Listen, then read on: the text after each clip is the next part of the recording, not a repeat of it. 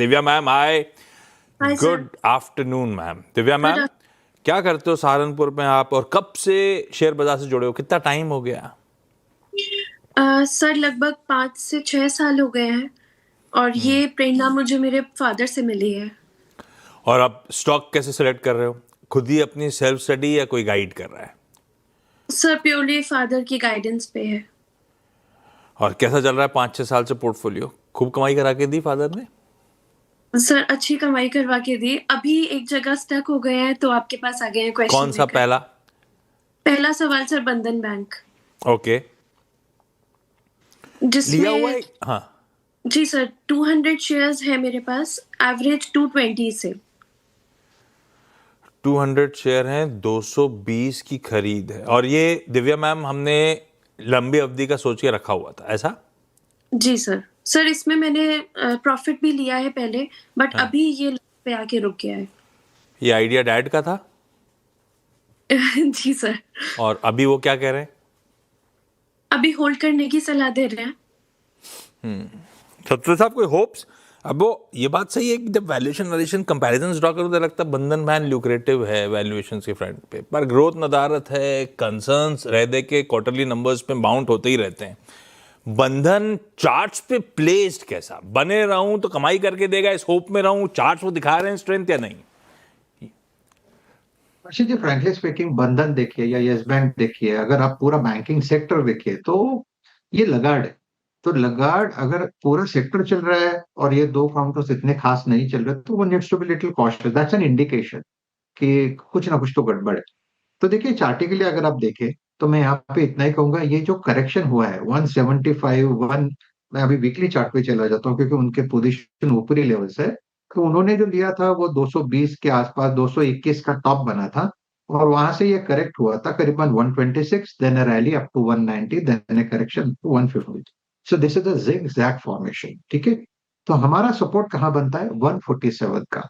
तो current level से अगर यहाँ से बंधन बैंक सुधरता है तो चांसेस है कि 165 160 तक की रैली आपको आगे, आप कह सकते हैं कि 2-3 महीनों में मिल सकती है। तो आपका स्टॉप लॉस होगा 147 के नीचे। फॉर द टाइम बिंग 165 ये इसका पहला टारगेट लेके चले, अगर वो निकलता है 175। I am just trying to minimise your losses. Chart इतना कोई खास नहीं है, to be very frank with you. It's a sell on rise for me with a stop loss. Sell on rise भाई, मौका मिले तो एग्जिट करिए इस काउंटर से। दिव्या मैम के पास ही जाऊं डॉक्टर साहब, या आप कुछ कमाल दिखा पाए? दिव्या मैम ही सेवियर है शो की इस समय। दिव्या मैम, अगला सवाल भी पूछ डालो आप तो। सर अगला सवाल रिलायंस पे पूछना चाहूंगी। 73 शेयर्स है विद एवरेज 1418। 1418 लॉन्ग टर्म के लिए? डैड जो बोलते हैं सब लॉन्ग टर्म के लिए बोलते हैं या ट्रेडिंग भी करवाते हैं? सर लॉन्ग टर्म ही प्रेफर करते हैं। ये आउट ऑफ सिलेबस आया है वैसे। खैर ठीक है, स्टॉक की जरूरत थी तो ऑन द शो में एक ऐड कर दीजिए भाई रिलायंस। सतपुत्र साहब, कितना दिव्या मैम 1414 बोला आपने? 1418 एवरेज है सर। 1418, ठीक है, वही 1418 1420 की खरीदारी औसत। और लॉन्ग टर्म के लिहाज से रिलायंस कैसा लगता है सतपुत्र साहब आपको? निश्चित जी, देखिए, अगर आपने लॉन्ग टर्म कहा है तो डेफिनेटली रिलायंस में आपको होल्ड ही रखना है, ठीक है ना। क्योंकि जितने भी बायर है वो यहाँ पे कहीं ना कहीं डिप्स पे ऐड करते जाएंगे।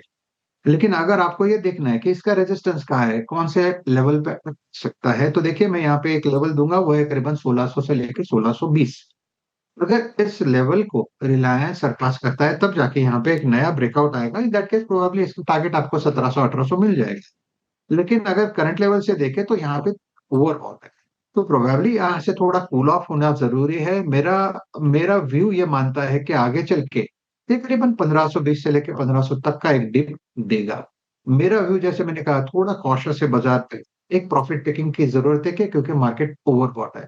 ओवरबॉट से कूल ऑफ होगा, उसके बाद ये मोमेंटम में आएगा। तो अगर आपकी पोजीशन लॉन्ग टर्म के लिए है, I think you can continue to hold. ये छोटा मोटा करेक्शन आप उसको अवॉइड करें। ये है रिलायंस पे व्यू। पर एक बात ध्यान रखिएगा, जिस प्लेटफॉर्म पे दिव्या मैम ने सवाल उठाया और सत्य साहब ने जवाब दिया, उस प्लेटफॉर्म CNBC आवाज को रिलायंस इंडस्ट्रीज ही ओन और मैनेज करती है। तो आप लोग जो सुन रहे हैं इंक्लूडिंग दिव्या मैम, आप एक इंडिपेंडेंट एडवाइजर से भी रिलायंस को लेकर कंसल्टेशन जरूर करिएगा। आता हूं आपके पास मैम वापस, पहले जा रहा हूं राउरकेला ओडिशा नेहा जी के पास। नेहा जी हाय, गुड आफ्टरनून, सवाल पूछ दे मैम। नेहा मैम सवाल। Hi ma'am. हाँ सर, मेरा क्या बोलते हैं लिया हुआ आईपीओ।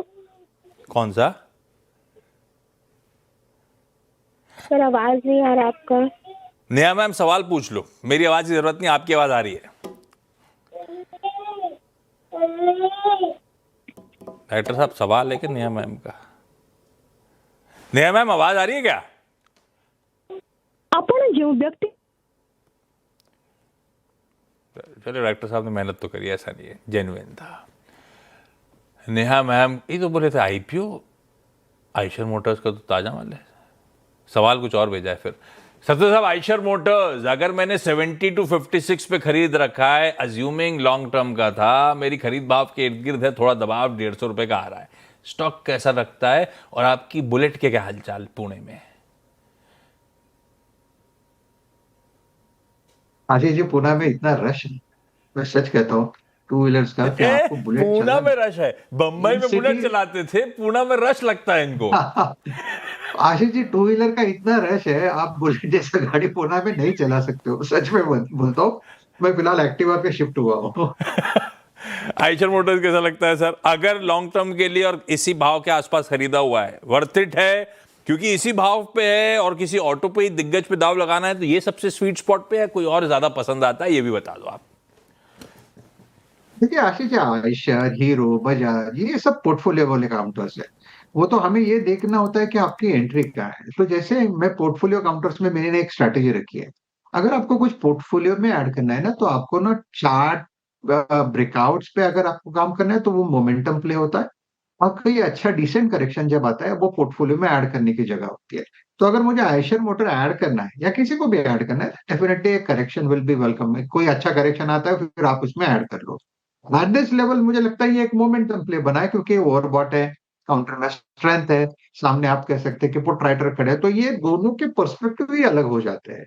तो यहाँ पे देखिए पोजिशनली अगर आप देखें तो ये स्लाइटली ओवरबॉट है। ये 7,200 7,500 इसके लिए एक सप्लाई जोन है। तो जब तक ये सप्लाई नहीं कटेगा, नए टारगेट्स अनफोल्ड नहीं होंगे। तो मेरे हिसाब से अगर इस लेवल पे एंट्री किए, तो then I would like to avoid at this level. वो momentum play is a different ball game. हम जो सुबह काम करते हैं कि आज यहाँ पे मोमेंटम है, हम इसको चेस करेंगे, ये स्टॉप लॉस रहेगा, ये टारगेट रहेगा। लेकिन positionally I think this is not the level to enter. 7,200 7,300 कटेगा नहीं, तब तक बड़ा टिक नहीं आएगा, बड़ा मुंह नहीं आएगा। प्रोबेबली यहाँ से कूल ऑफ होगा 6,800 से लेके 6,600 तक। तो आई एम स्लाइटली कॉशियस। मुझे लगता है एक अच्छी खासी रैली इसमें हो चुकी है।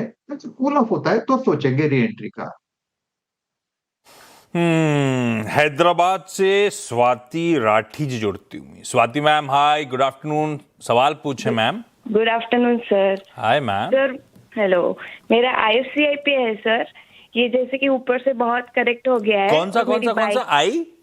IFCI। IFCI, डायरेक्टर साहब IFCI लेके आई स्क्रीन पे। हाँ पूछो मैम। ये मेरी ऊपर की खरीद है, मैंने 80 के रेट पे खरीदे हुए हैं कुछ शेयर। हाँ। अब ये बहुत नीचे आ गया, तो मैं इसमें एवरेज करूं या कैसे करूं इसे?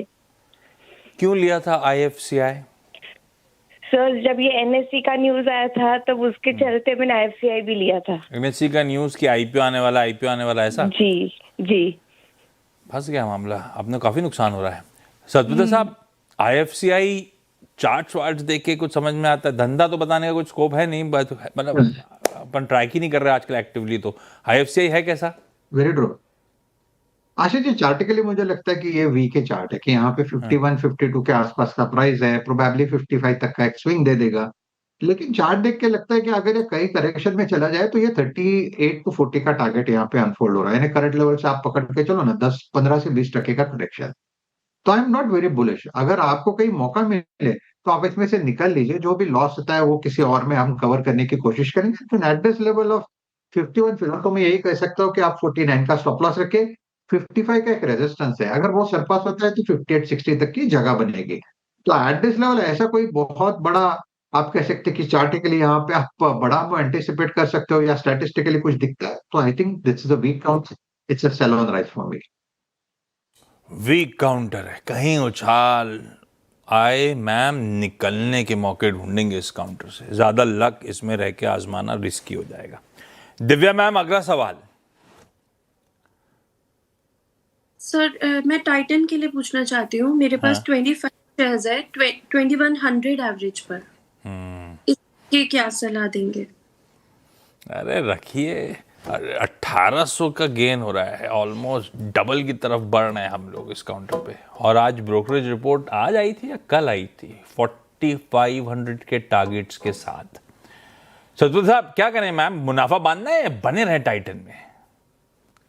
आई थिंक आशीष ये होल्ड है, बहुत ही क्लियर वर्डिक्ट है, क्योंकि ये पोर्टफोलियो वाले काउंटर है। छोटा मोटा करेक्शन आएगा, 3900 से 4000 के आसपास थोड़ा सा डिस्ट्रीब्यूशन चल रहा है। प्रोबेबली आप देखो 3700 तक का एक डिप आ सकता है। इट्स डिफरेंट स्टोरी, ये तो होता रहेगा। इंटर में आप कह सकते हैं कि इंटरमीडिएट करेक्शंस होते रहेंगे, लेकिन काउंटर में कोई खराबी नहीं है। You can continue to hold. Probably 3800 के नीचे एक स्टॉप लॉस आप रखे ऑन द सेफर साइड, लेकिन चांसेस है कि एक बार 4000 को सरपास करके 4500 तक जाएगा। तो yes, I am also bullish on Titan. It's a hold for. Titan hold करें मैम, थोड़े अप्स एंड डाउन लगे रहेंगे। आपकी एक्विजिशन प्राइस इतनी बढ़िया है, पेडिगिरी स्ट्रांग है, इवेंचुअली सारी ब्रोकरेजेस स्टॉक को लेके बुलिश हैं, तो काहे निकलने का, अनटिल पैसे की कोई रिक्वायरमेंट हो।